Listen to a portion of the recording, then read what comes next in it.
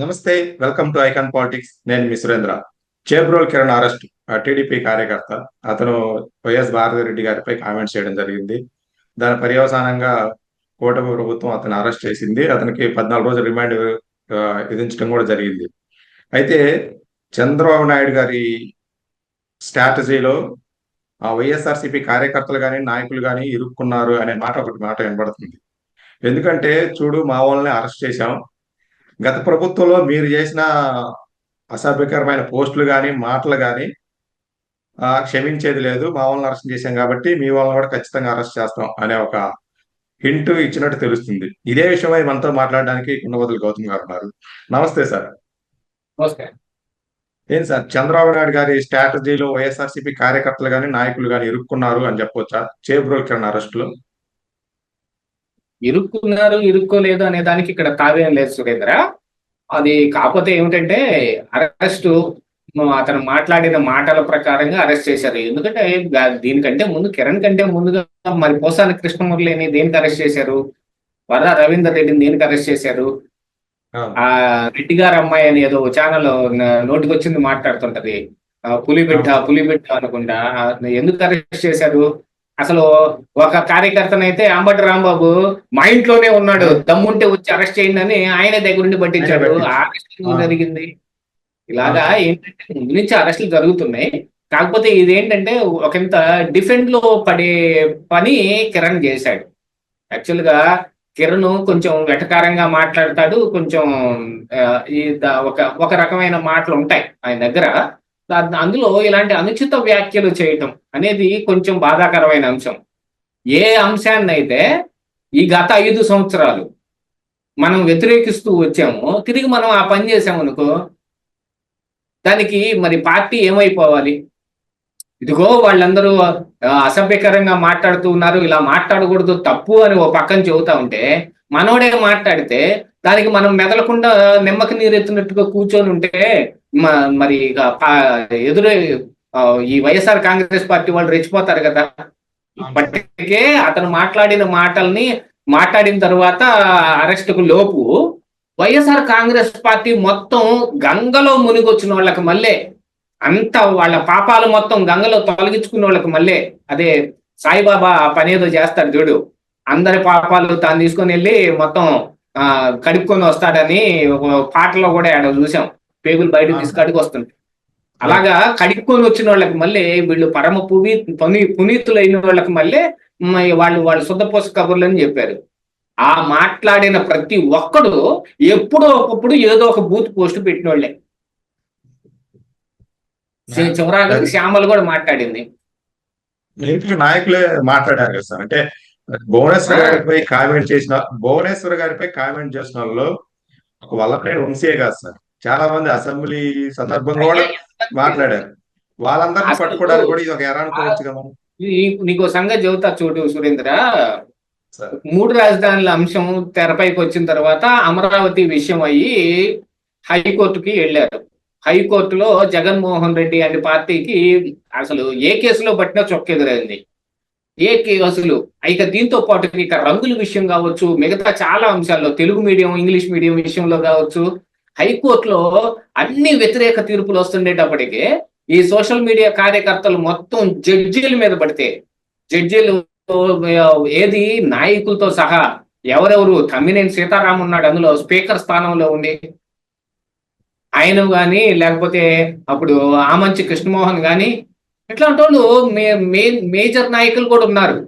వాళ్ళందరూ కూడా మాట్లాడి జడ్జీలని నిందిస్తే జడ్జీలకు తీసుకెళ్లి కరోనా అంటించాలని, కరోనా పేషెంట్లు ఉన్న దాంట్లోకి జడ్జీలను పడేయాలని, జడ్జీలను అడ్డంగా నరికేయాలని ఇన్ని మాటలు మాట్లాడినప్పుడు కోర్టు తీవ్రంగా స్పందించి సిఐడికి దీన్ని విచారణ చేసి వాళ్ళు ఎవరు పట్టుకొని వాళ్ళని మా ముందు నిలబెట్టండి అని అంటే, సిఐడిలో అప్పుడు సునీల్ కుమార్ ఉన్నాడు. ఇంకంతే అదునుగా చూసుకుని ఒక్కడిని కూడా పట్టుకోలేకపోయాడు. అంటే పట్టుకోవాలని ఉద్దేశం ఉంటే ఎట్లాగైనా దొరుకుతారు, కళ్ళు మూసుకుని ఉంటే ఏం దొరుకుతారు? ఇవన్నీ వాళ్ళు మాట్లాడిన శుద్ధపూస మాటలా ఏంటి? ఇట్లా మాట్లాడిన వాళ్ళు ఈ సిఐడి పట్టుకోలేకపోతుందని ఆ తర్వాత కోర్టు సిబిఐకి అప్పగించింది ఆ కేసు. ఎంత సిగ్గుచేటు చెప్పు. మీ హయాంలో సిఐడి క్రైమ్ ఇన్వెస్టిగేషన్ చేయాల్సిన వాళ్ళు ఏదైనా నార్మల్ పోలీస్ దగ్గర వాళ్ళకి కొంచెం ఇబ్బందికరమైన పరిస్థితులు ఉన్నదాన్ని సిఐడి తీసుకొని ఛేదిస్తారు దాన్ని. వాళ్ళే ఛేదించలేకపోతే సిగ్గుమాలికి సతికలు పడితే సునీల్ కుమార్ సిబిఐకి ట్రాన్స్ఫర్ చేసింది కేసును కోర్టు. అది వైఎస్ఆర్ కాంగ్రెస్ పార్టీ ప్రభుత్వం వాళ్ళ పనితీరు అది. ఈ రోజున వచ్చి ఇలాంటి శుద్ధపోస కబుర్లు చెబుతున్నారు. కాకపోతే ఏంటంటే కిరణ్ లాంటి వాళ్ళు కొంతమంది ఉన్నారు టీడీపీలో. అసలు టీడీపీలో ఏంటి, ఏ పార్టీ అయినా చూసుకోండి, బీజేపీ, కాంగ్రెస్, ఏది నేషనల్ లెవెల్లో చూసుకున్నాం కాదు, ఇక ప్రాంతీయ పార్టీ లెవెల్కి వచ్చేటప్పటికి టీడీపీ, వైఎస్ఆర్ కాంగ్రెస్ పార్టీ, జనసేన, ఎవరితో దేంట్లోనైనా ఇట్లాంటి మాటలు మాట్లాడే వాళ్ళు లేరా? జనసేనలో ఎంతమంది శ్రీరెడ్డిని అమ్మటపడి, లేకపోతే కోసాని కృష్ణన్ మురళిని వెంటాడి, లేకపోతే ఈ కత్తి మహేష్ చనిపోయాడు అతన్ని వెంటాడి ఎన్ని రకాలైన మాటలు మాట్లాడారు. చివరాఖరికి కత్తి మహేష్ మీద భౌతికంగా దాడికి కూడా దిగారు కదా ఆ రోజున. కొడుగుడ్లు వేసి పట్టలేదు ఆ రోజు. అది అన్ని పార్టీల్లోనూ ఉంటారు వాళ్ళు. ఆ పార్టీ తీసుకునే విధానాలని బట్టి, ఆ పార్టీ తీసుకునే క్రమశిక్షణ చర్యలను బట్టి తర్వాత వాళ్ళు తగ్గుతారనమాట. ఇప్పుడు ఇది కిరణ్ కుమార్ చెబ్రోల్ కిరణ్ మొదలు పెట్టాడు.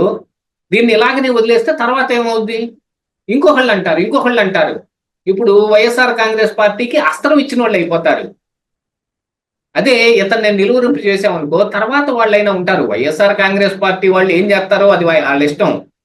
ఇప్పుడు గొడ్లెట్స్ చేసుకొని తిరిగితే 10 మంది వచ్చి చేరి చూస్తారు. అందరూ చూస్తున్నారు కదా అని అతనేమి సెలబ్రిటీ అయిపోడు. ఎందుకు చూస్తారు? ఒక చెడ్డ పని చేసినా, మంచి పని చేసినా ప్రజలు చూస్తారు. ఎందుకు అనంటే అది అలా చూసినంత మాత్రాన వాళ్ళకేమి గొప్పతనం ఆపాదించబడదు.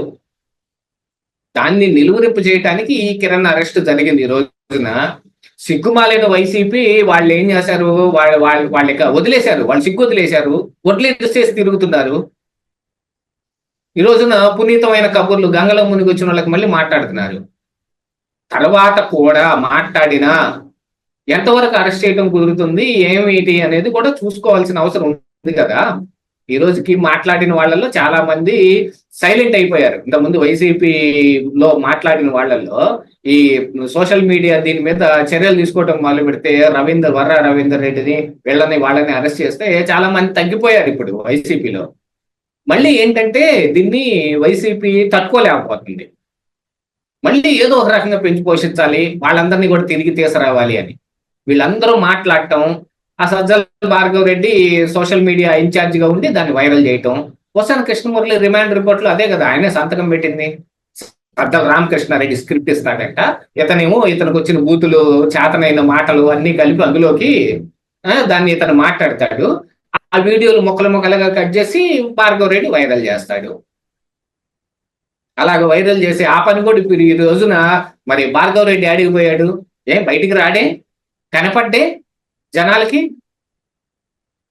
ఈ పని చేయడే, దాక్కొని తిరగాల్సిన పరిస్థితి ఎందుకు వచ్చింది? అలాగ టెర్రర్ పుట్టిస్తున్న టైంలో ఈ కిరణ్ ఏం చేశాడు, అనవసరంగా పోయి అందులో ఇరుక్కున్నాడు.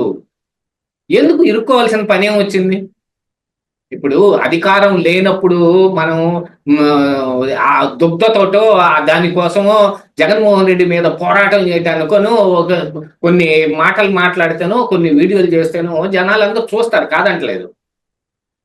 కానీ ఈ రోజున ఏం అవసరం వచ్చింది? అసలు మాట్లాడిన సందర్భం కూడా వేరే రకంగా ఉంది. ఎందుకు అందరు గుడ్డలు కూడా తీస్తాను అని జగన్మోహన్ రెడ్డి మొన్న పాపిరెడ్డిపల్లిలో అన్నాడు. దానికి వైఎస్ భారతికి, అవినాష్ రెడ్డికి, వీటన్నిటి మీదకి ఏం సంబంధం? కొంత నోరు సంభాళించుకోవాలి ఎవరైనా సరే. మాకు రావా బూతులు? మేము చిన్నప్పుడు నుంచి ఈ హై స్కూల్లోనూ ఎలిమెంటరీ స్కూల్లోనూ చదువుకొని వచ్చిన వాళ్ళం కదా, అందరికంటే ఎక్కువే వచ్చు మాకు కూడా. మాకు మాట్లాడటం రాక, మాకు ఆ మాటలేం తెలియక కాదు, సంస్కారం అడ్డొచ్చుద్ది. ఆ సంస్కారం మర్చిపోకూడదు. మర్చిపోతే గుర్తు చేయాల్సిన అవసరం ఉంది. అందుకని ఈ అరెస్ట్ జరిగింది. ఇప్పుడు అరెస్ట్ జరిగిన తర్వాత నుంచి తెలుగుదేశం కార్యకర్తలు కూడా చాలా మంది చాలా బాధపడుతున్నారు. అసలు మన వాళ్ళని మనం అరెస్ట్ చేసుకోవటం ఏంది అనేది మీ దాంట్లో కూడా నన్ను ఇంతకు ముందు ఈ అంశం మీద చేసినప్పుడు మీ శ్రీకాంత్ గారు కూడా ఏదో చాలా గట్టిగా మాట్లాడారు. మనల్ని మనమే అరెస్ట్ చేసుకుంటాం ఏమిటి అనే కోణంలో. తప్పు ఎవరు చేసినా తప్పే కదా. ఆ తప్పు మనవాళ్ళు చేసినా కూడా మనం ఖండించి తీరాలి. ఖండించకుండా ఊరుకున్నాం అనుకోండి, పక్కనోడికి గట్టి అస్త్రం ఇచ్చిన వాళ్ళం అయిపోతాం. ఆ తర్వాత వాడు 200 బూతులు తిడతాడు. వీడు తిట్టిన ఒక బూత్కి వాళ్ళు 200 బూతులు తిట్టి వాళ్ళని ఎవరినన్నా అరెస్ట్ చేయడానికి వెళ్ళినప్పుడు దమ్ముంటే ఆ కిరణ్ అరెస్ట్ చేసి ఆ తర్వాత మాట్లాడు, దమ్ముంటే కిరణ్ అరెస్ట్ చేసి తర్వాత మాట్లాడు అంటారు. మరి ఆ రోజు చేయాల్సి వస్తుందిగా. ఆ 200 ఈ మాట్లాడిన ఒక బూత్కి 200 బూతులు పడాలా? ఇప్పుడు ఈ అరెస్ట్ తోనే ఇప్పుడు ఇతని మా కార్యకర్తను అరెస్ట్ చేశాం అంటే సోషల్ మీడియాలో పెద్ద ఎత్తున ఇంకా చాలా మంది ట్రోల్స్ అసలు కొన్ని ట్విట్టర్ అయితే కొన్ని చూడలేము అలాంటి పిక్స్ అవన్నీ చేసిన వాళ్ళవి టీడీపీ కార్యకర్తలు కానీ అభిమానులు కానీ రీపోస్ట్ చేయడం జరుగుతుంది సార్. ఇప్పుడు కిరణ్ అరెస్ట్ అడ్డం పెట్టుకుని వాళ్ళందరూ కూడా అరెస్ట్ చేయాలనే ఒక నినాదం గట్టిగా వస్తుంది సోషల్ మీడియాలో. ఇప్పుడు గతంలో పోస్టులు పెట్టిన వాళ్ళు కూడా ఇప్పుడు ప్రభుత్వం వాళ్ళపైన కూడా చర్యలు తీసుకునే అవకాశం ఉందనుకోవాలి సార్ మనం. గట్టిగా ఉంటుంది, ఎందుకు ఉండదు? ఎప్పుడైనా సరే తప్పు చేసినప్పుడు దానికి శిక్ష అనుభవించక తప్పదు. మరి వాళ్ళు అధికారంలో ఉన్నప్పుడు ఎప్పుడో పోసాని కృష్ణమూర్తి ఎప్పుడు మాట్లాడింది దాని మీద? మొన్న అరెస్ట్ ఎందుకు జరిగింది? అది ఎప్పుడైనా ఉంటుంది, ప్రతి ఒక్కరికి ఒక రోజు వస్తుంది. ఆ రోజు వాళ్ళకి జరగాల్సిన శాస్తి కానీ మంచి కానీ జరిగి తీరుద్ది. దానికి ఏంటంటే మనమే అడ్డం పడి ఆపకూడదు. కిరణ్ అరెస్ట్ చేయకపోతే దాన్ని బూచిగా చూపించి ఇక 200 మంది 200 రకాలుగా వేల సంఖ్యలో ఇక బూతులు మాట్లాడటం మొదలు పెడతారు. ఏం చేస్తారు? అందుకని మనమే జాగ్రత్తగా ఉండాలి. పార్టీకి తలనొప్పి తెచ్చే పనులు మరి ఆ కార్యకర్త చేయకూడదు కదా. ఆ పని చేయకుండా ఉంటే బాగుండేది. కానీ అరెస్ట్ తోటి అయిపోయిందా? ఇప్పుడు మరి టీడీపీ పార్టీలో చాలా మంది కుర్రాడి పరిస్థితి తెలుసుకొని వాళ్ళ కుటుంబ పరిస్థితి తెలుసుకొని అందరూ సహాయం చేసే స్థాయికి వచ్చారు కదా. ఇది ఏంటంటే అతను ఏదో నోరు జారి మాట్లాడాడు, తర్వాత సారీ కూడా చెప్పాడు. అవును సార్. రిగ్రెట్ లేదు.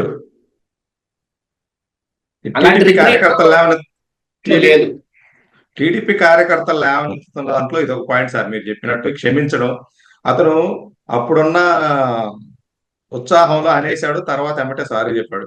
కానీ గత ప్రభుత్వంలో చాలా మంది చాలా మాట్లాడినారు. ఇప్పుడు కనీసం ఒక వల్లభనేని వంశీ తప్ప మిగతా వాళ్ళు ఎవరు ఒకసారి కూడా చెప్పలేదు. కానీ మీరు వాళ్ళ మీద ఎటువంటి యాక్షన్ తీసుకోవట్లేదు.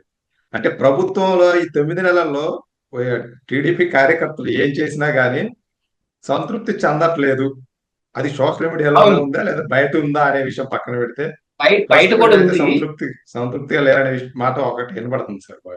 అవును, కానీ ఒక విషయం ఆలోచించుకోవాలి. ఆ అసంతృప్తి వ్యక్తం చేస్తున్న వాళ్ళందరూ వెతికితే ప్రతి నియోజకవర్గంలోనూ వేల సంఖ్యలో ఉంటారు. ఇక ఆంధ్ర రాష్ట్రం మొత్తంలో కలిపి లక్షల సంఖ్యలో ఉన్నారు. నేనే కొన్ని వేలు చూపించగలను అలాంటి మాటలన్నిటినీ. అలాంటిది ఇప్పుడు ఒక్కొక్క నియోజకవర్గం వెతుక్కుంటూ వెళ్తే లక్షల్లో ఉంటారు. ఆ లక్షల మందిని అరెస్ట్ చేసి లోపల పెట్టడం కుదిరిద్దా? మరి ఏ ఒక్కరిని వదిలిపెట్టినట్టే కదా. అందుకని దాని మీద కూడా చర్యలు ఎంతవరకు తీసుకోవటానికి ఎంతవరకు వీలుంది. అలాగా మూలాలని వాటిని బేస్మెంట్ దగ్గర నుంచి దాన్ని నిర్మూలించటంకి ఉన్న పద్ధతులు మొత్తాన్ని వాటిని చెయ్యాలి. అందుకే ఇప్పుడు ఏ పోసానిదో వల్లభనేనిదో లేకపోతే తప్పించుకున్నాడు కానీ ఆరోగ్య పరిస్థితులతోటి కొడాలి నాని అరెస్ట్ కూడా చాలా త్వరలో ఉండేది. ఇట్లాంటివి జరుగుంటే మరి వీళ్ళందరూ భయపడిపోయి ఆగిపోలేదా? గతంలో వర్ర రవీందర్ రెడ్డి వీళ్ళందరూ అరెస్ట్ జరిగినప్పుడు ఎందుకు ఆగిపోయారు? అట్లాగనే జరుగుతుంది. ఇప్పుడు ఒక్క కిరణ్ అరెస్ట్ చేసినందుకు ఇప్పుడు వైసీపీలో మాట్లాడిన వాళ్ళందరినీ బయటకు తీస్తే లక్షల్లో ఉంటారు. వాళ్ళందరినీ ఏ గవర్నమెంట్ అరెస్ట్ చేయగలరు చెప్పండి? ఎవరు చేయలేరు. అన్ని చెయ్యటం కుదరదు. ప్రతి ఒక్కరిని సంతోషపెట్టడం ఏడ కుదురుతుంది? ఇప్పుడు నీకు తెలిసి 10 మంది ఉన్నారు సురేంద్ర, నాకు తెలిసి ఒక 20 మంది ఉన్నారు. ఆ 10 మందిని 20 మందిని 30 మందిని అరెస్ట్ చేయాలిగా. ఏ ఒక్కరిని వదిలేసినా అదుగో వదిలేశారు అంటారు. అవును.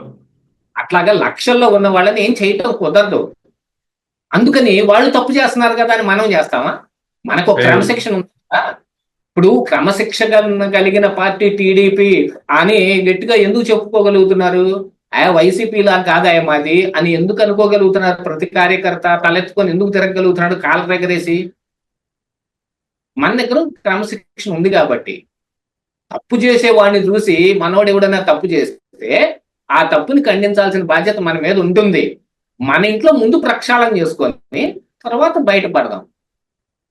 వాళ్ళు ఓకే సార్. చేస్తున్నారు కదా, వాళ్ళు చేస్తున్నారు కదా, ప్రతి ఒక్కళ్ళు అదే మాట్లాడొచ్చు. చూపించండి.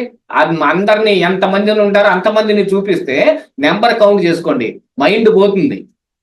లక్షల్లో ఉంటాయి అవును సార్. పోస్టులు. పోస్టులు పెట్టిన వాళ్ళు కూడా లక్షల్లో ఉంటారు. అందరినీ అరెస్ట్ చేయడం కుదరని పని. మరి ఓకే ఇంకే సార్. సంతృప్తి ఎక్కడి నుంచి వస్తుంది? Okay sir. ఏదేమైనా ఇప్పటికీ ఏ కార్యకర్తలైనా కానీ, ఏ అభిమానులైనా కానీ బూత్ పోస్టులకి, కామెంట్స్ కి అండ్ అసభ్యకరమైన మార్ఫింగ్ పిక్చర్స్ కి అన్నిటికీ దూరంగా ఉండాలని కోరుకుందాం. Thank you sir. Thank you.